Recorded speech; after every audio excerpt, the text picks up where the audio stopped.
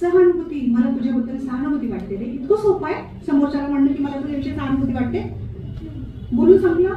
अरे सहअधिकानुभूती, तुला जे वाटतं ते as it is, ditto, as above, तसंच तसं मला वाटतं. असं होत आहे.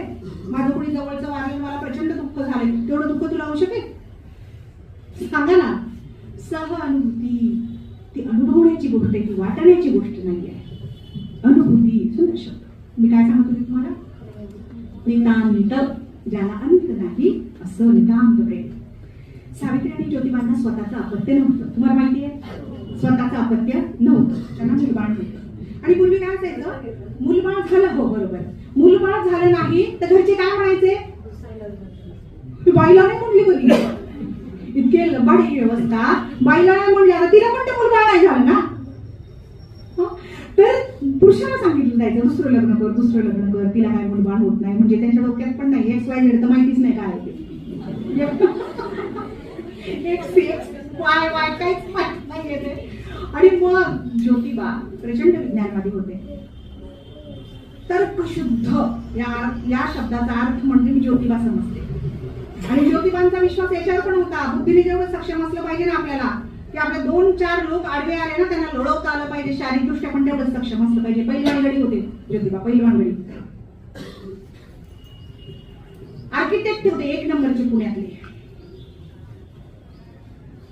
कलेक्टर लेवलचं पद होतं त्यांचं. आता ते काही त्यांना सहज मिळालं नव्हतं, प्रचंड संघर्ष काम आहे त्याच्यासाठी. ते अंगाने पहिलवान होते आणि डोक्याने प्रचंड सक्षम होते, बुद्धीने एकदम शार्प होते.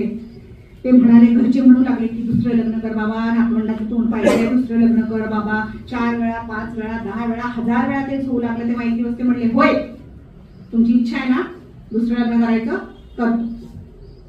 पण हा पण फार महत्वाचा आहे. पण पण पण पण ते म्हणले, पण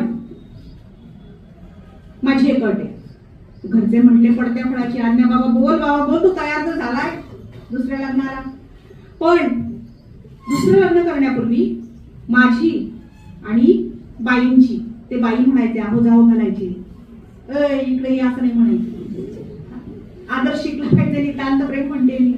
नाही तर पुरुष कसे बोलतात बायकांशी, पाहिलंय मी. तर म्हणले की बाईंचं दुसरं लग्न करतो, पण बाईंची माझी त्यापूर्वी वैद्यकीय तपासणी करून घ्यायची, मेडिकल चेकअप.